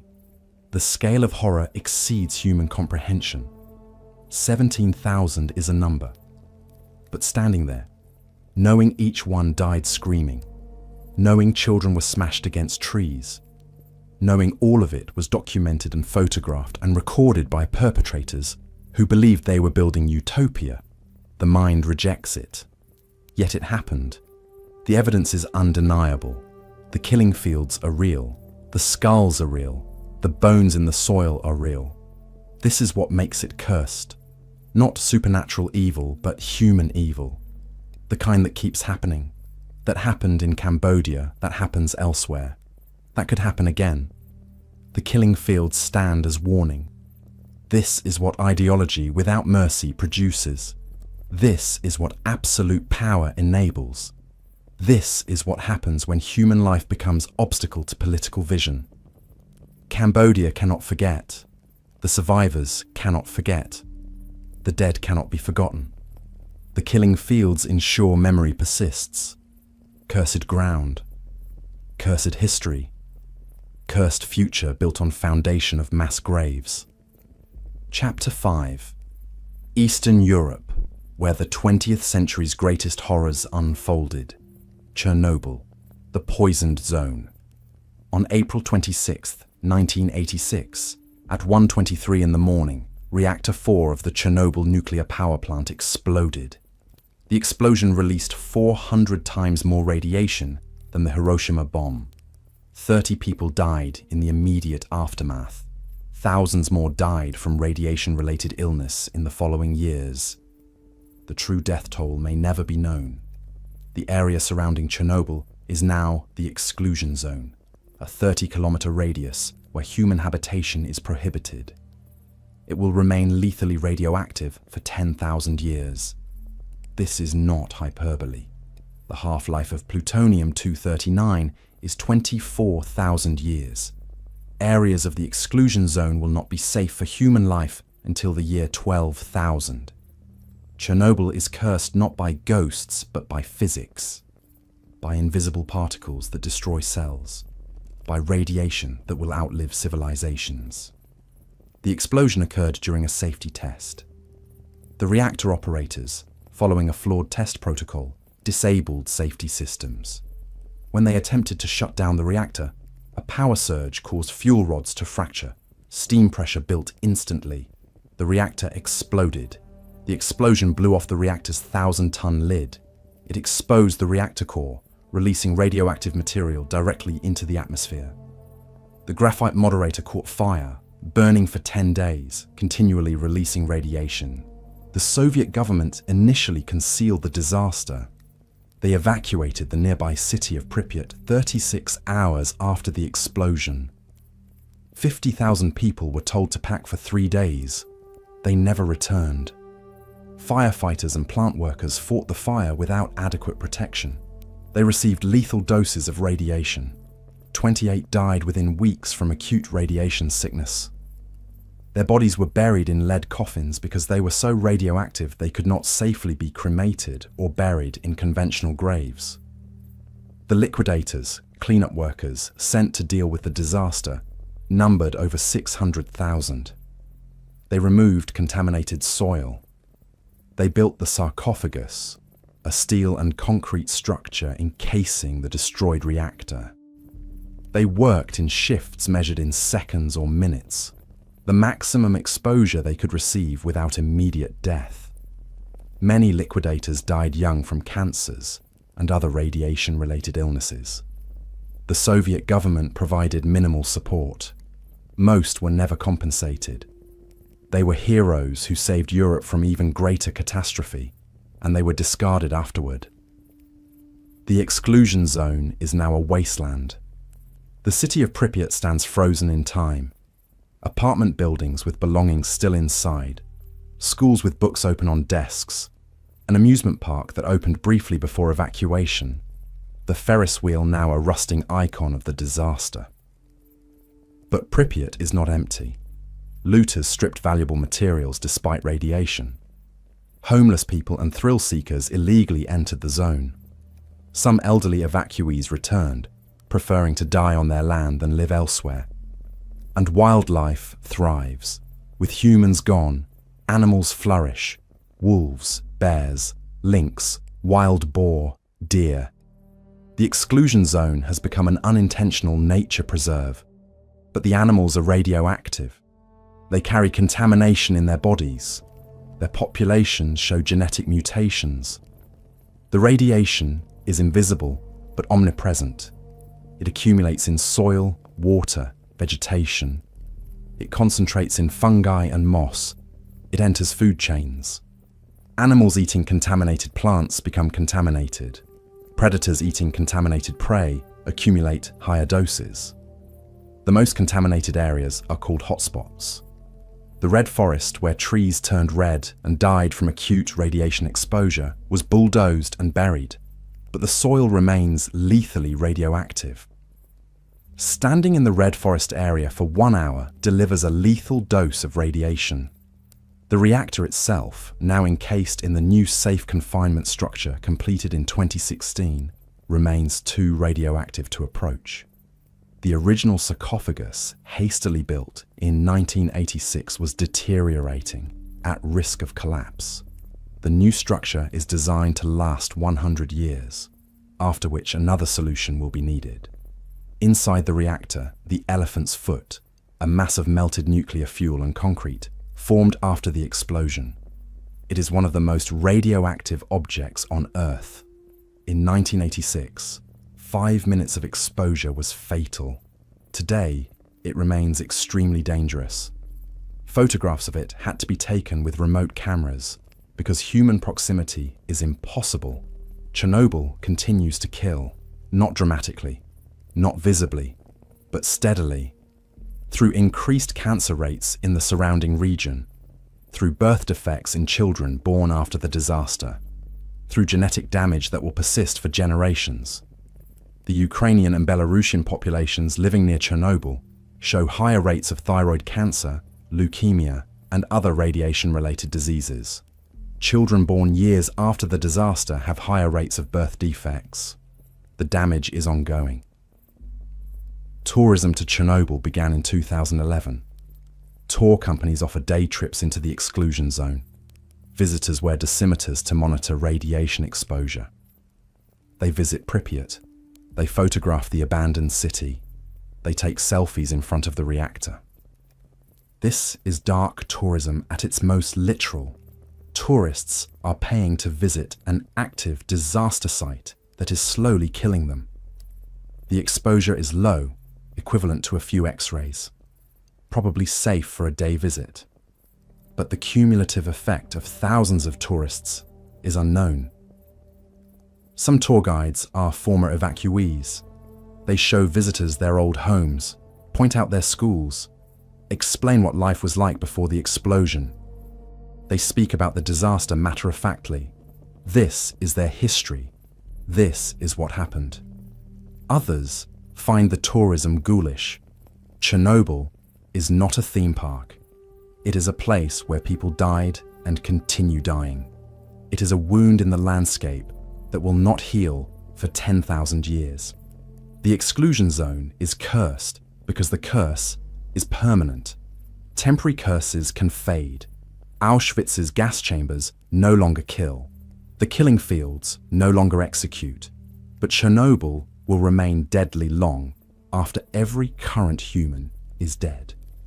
10,000 years from now, when present civilizations are dust, when languages have evolved beyond recognition, when geography itself has changed, Chernobyl will still be radioactive, still dangerous, still cursed. This is unique among cursed places. Most derive their curse from the past, from things that happened. Chernobyl's curse extends into the future, from things that will continue happening for millennia. The radiation does not care about human intention. It does not distinguish between guilty and innocent. It simply exists, invisible, odorless, tasteless, killing through cellular disruption, causing cancer, damaging DNA, persisting through generations. Chernobyl is apocalypse in slow motion, not a dramatic ending, but a gradual poisoning. The land will eventually recover, but not in human timescales. The exclusion zone will outlive nations. It will outlive languages. It will outlive religions. When future archaeologists excavate Chernobyl, if they do not understand radiation, they will die. The site must somehow be marked in ways that transcend language and culture. How do you warn people 10,000 years in the future? How do you communicate danger across civilizations? Current plans include massive markers, symbols designed to convey danger universally. But will they work? Can any symbol survive 10,000 years and remain intelligible? Chernobyl is humanity's longest-lasting mistake, a monument to the risks of nuclear technology, a warning that some accidents have consequences lasting longer than civilizations. The reactor is sealed, but not safe. The fuel remains reactive. It must be monitored constantly. Cooling systems must function. The sarcophagus must be maintained.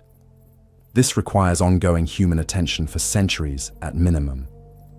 What if maintenance fails? What if social collapse prevents continued monitoring? What if future generations forget what Chernobyl is? These are not theoretical questions. Chernobyl must be remembered for 10,000 years. That is longer than recorded human history, longer than any institution has existed, longer than any language has survived unchanged. How do you maintain institutional memory across that span? You cannot. Which means Chernobyl will eventually be forgotten, and then rediscovered, and people will die from it again. This is the ultimate curse, not revenge, not malice, just physics. Radioactive decay following natural laws, indifferent to human suffering, persistent beyond human time frames. Chernobyl demonstrates that humans can create problems we cannot solve. We can poison land for longer than our civilizations will exist. We can create zones of death that outlast empires. And we have done this multiple times. Nuclear test sites worldwide, waste disposal facilities, areas contaminated by plutonium or cesium or strontium. All will remain dangerous for millennia. Chernobyl is just the most famous, the most visible, the most visited, but it is not unique. Humanity has created many sacrifice zones, places we have rendered uninhabitable for timescales we cannot comprehend. These are the new cursed places, not cursed by ancient gods or vengeful spirits, but cursed by modern science misapplied, by technology deployed without sufficient understanding of consequences. Chernobyl will stand as monument to this for 10,000 years. Long after everyone who remembers the disaster is dead. Long after the Soviet Union that built the reactor is forgotten. Long after present nations have fallen and new ones risen. The radiation will remain, patient, invisible, eternal. That is the curse. Not that Chernobyl happened, but that it cannot unhappen. That the consequences are effectively permanent on human timescales. You can visit Chernobyl, walk through Pripyat, stand near the reactor. Your dosimeter will click steadily, counting the radiation passing through your body, and you will carry some of that radiation home. Not enough to harm you probably, but some. Particles that will remain in your body. That might cause a cancer decades later. That might never affect you at all, but you will carry Chernobyl with you. Not metaphorically, literally. The curse is transferable. The contamination spreads. That is what makes Chernobyl the most cursed place on Earth by certain metrics. It is not the deadliest.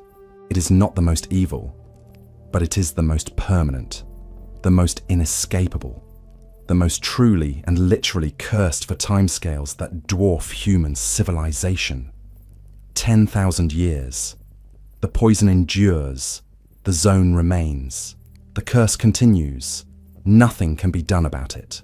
We cannot clean it. We cannot neutralize it. We can only wait for 10,000 years, for the radiation to decay naturally, for physics to slowly render the zone safe again, and then perhaps people will return.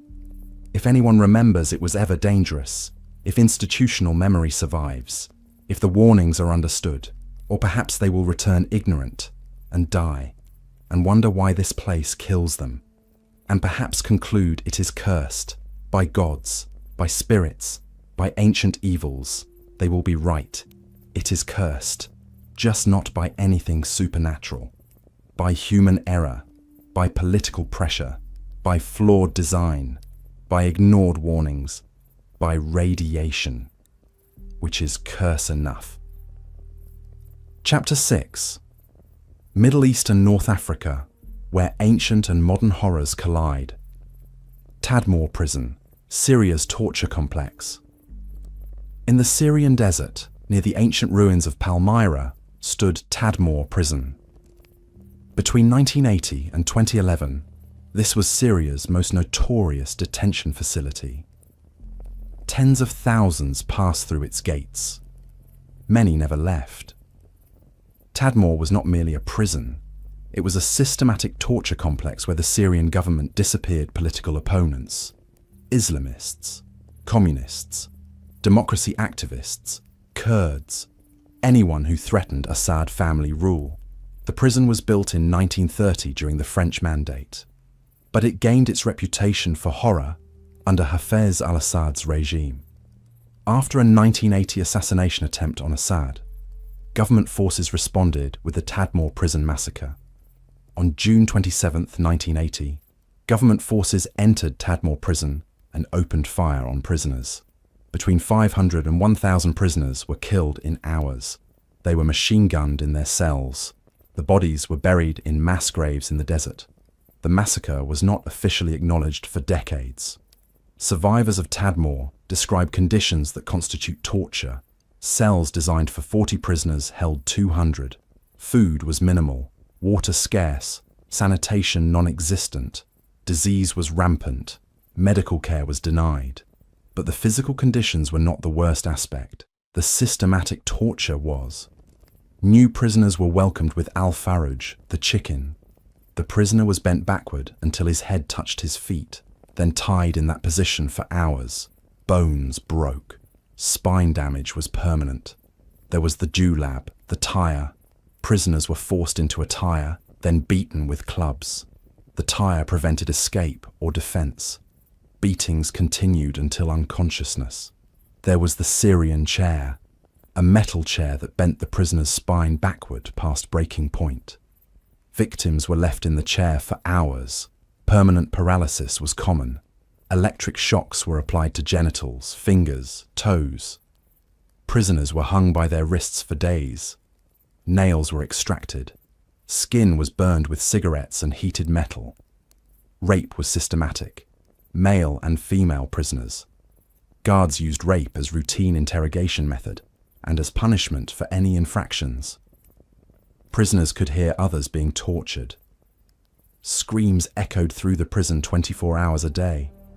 The psychological effect was as damaging as physical torture. Knowing your turn would come. Hearing others beg for death. Waiting in terror. Executions were held on Wednesdays. Prisoners called it the wedding day. Those selected would be hanged in groups. Their bodies were displayed in the prison courtyard as warning before being taken to the desert for burial. The exact death toll at Tadmor is unknown. The Syrian government has never released records. Human rights organizations estimate tens of thousands died there between 1980 and the prison's closure in 2011. When the Syrian civil war began in 2011, the Assad government closed Tadmor and transferred prisoners to other facilities. The prison stood empty. In 2015, ISIS captured Palmyra and destroyed Tadmor prison. They blew up the buildings with explosives, not to erase evidence of Assad's crimes, but to eliminate a symbol of the regime they opposed. Syrian government forces recaptured Palmyra in 2016. They began rebuilding Tadmor prison. It remains under reconstruction, its future purpose unclear. The site is not accessible to outsiders. The Syrian government does not permit human rights investigators to visit. The mass graves in the surrounding desert have never been properly excavated. The bodies remain. Tadmor is cursed not only by what happened there, but by the absolute impunity of perpetrators.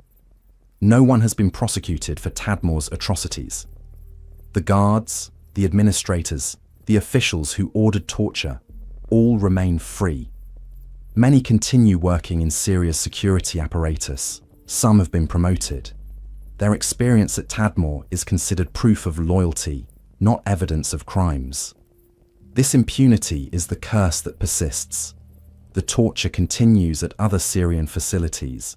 The same methods, the same personnel. Tadmor was closed, but its legacy continues in prisons across Syria. Former prisoners describe Tadmor as hell on earth, not metaphorically, literally. A place where human beings were systematically destroyed, where torture was policy, where death was mercy. And unlike many historical atrocities, Tadmor is recent. It operated until 2011. People tortured there are alive today. Perpetrators walk free. The Syrian government still denies most of what happened. Tadmor demonstrates that cursed places are not only historical, they are contemporary. Evil did not end with the 20th century. It continues in Syria, in other countries, in places where governments imprison and torture with impunity. The ruins of Tadmor prison stand in the desert, bombed by ISIS, partially rebuilt by Assad, a monument to ongoing evil, a reminder that atrocity is not past but present. Chapter 7: Oceania, where colonial violence erased cultures. Port Arthur, Tasmania's prison and massacre site. On the Tasman Peninsula in Tasmania, Australia, stands Port Arthur, one of the most beautiful and most haunted places in Australia. It was a convict settlement from 1833 to 1877. Over 12,000 prisoners passed through it. Many died there. Their suffering created Australia's most documented, haunted location. But Port Arthur is cursed twice. Once by the convict settlement, and again by the 1996 massacre when a gunman killed 35 people and wounded 23 others in Australia's worst mass shooting. The convict settlement was designed as the ultimate punishment. Prisoners sent to Port Arthur had committed crimes in Australia after being transported from Britain. They were criminals among criminals, the worst of the worst. Port Arthur pioneered psychological punishment over physical. The separate prison, built in 1849, implemented solitary confinement as reform method. Prisoners were kept in absolute silence.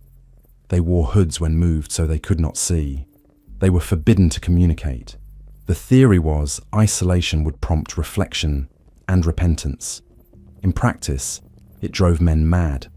Prisoners in solitary confinement for months or years developed severe mental illness. They talked to themselves. They hallucinated. They self-harmed. The rate of insanity was so high that Port Arthur built a separate asylum. The asylum still stands. Walking through it, you see tiny cells where the insane were locked. Many prisoners committed crimes deliberately hoping to be hanged rather than endure more solitary confinement. Records show prisoners assaulted guards, destroyed property, even committed murder to achieve the death penalty. Port Arthur also had a boys' prison, Point Per, where child convicts as young as 9 were held. These were boys transported for minor crimes, stealing bread, pickpocketing. They were subjected to the same harsh discipline as adults. Many died of disease or accidents. Some grew up entirely within the prison, never knowing freedom. The settlement closed in 1877. The buildings were sold and became a tourist town. The dark history was downplayed. Port Arthur became a pleasant destination for day trips. Then on April 28, 1996, Martin Bryant, a 28-year-old with intellectual disability, arrived at Port Arthur with a bag full of weapons. He ate lunch at the Broad Arrow Cafe, then opened fire. He killed 12 people in the cafe in 15 seconds. He exited and killed more in the parking lot. He drove to a nearby gas station and killed more. He took hostages at a bed and breakfast. The siege lasted 18 hours. When Bryant finally surrendered, 35 people were dead. It was Australia's worst mass shooting. The nation was traumatized. Port Arthur, already a place of dark history, became a site of modern horror. The Broad Arrow Cafe was never reopened. It stands as memorial, covered with ivy, windows boarded. A memorial garden was planted nearby with 35 trees, one for each victim. Australia responded with strict gun control laws. Automatic and semi-automatic weapons were banned. A gun buyback program removed over 650,000 firearms from circulation. Australia has not had a mass shooting since. Port Arthur's double curse is unique. First cursed by convict suffering, then cursed again by mass murder. The site carries layers of trauma spanning over 160 years. Paranormal activity at Port Arthur is extensively documented. It is considered one of Australia's most haunted locations. Ghost tours operate nightly. Paranormal investigation teams regularly visit. The most active areas are the separate prison and the asylum. Visitors report seeing figures in hoods in the separate prison, footsteps in empty corridors, cell doors closing by themselves, sounds of men crying. The asylum is even more active. Screaming is heard when no one is there. Shadows move along walls. Visitors report being touched. Some experience overwhelming sadness and anxiety. The Broad Arrow Cafe ruins are avoided even by staff. The energy there is too heavy. People report feeling watched, uncomfortable. Many refuse to approach the building. Whether the paranormal activity is genuine haunting or psychological response to a place of suffering is debatable. But Port Arthur definitely affects visitors. The combination of beautiful scenery and dark history creates dissonance that disturbs. The site is stunning, located on a peninsula surrounded by ocean. Historic buildings set among gardens. The ruins of the church destroyed by fire in 1897 are particularly beautiful. But beauty does not erase horror. The convicts suffered here. The asylum prisoners went mad here. 35 innocent people were murdered here. All of this happened in this beautiful place. That is Port Arthur's curse, the inability to reconcile beauty with atrocity, the dissonance between what you see and what you know.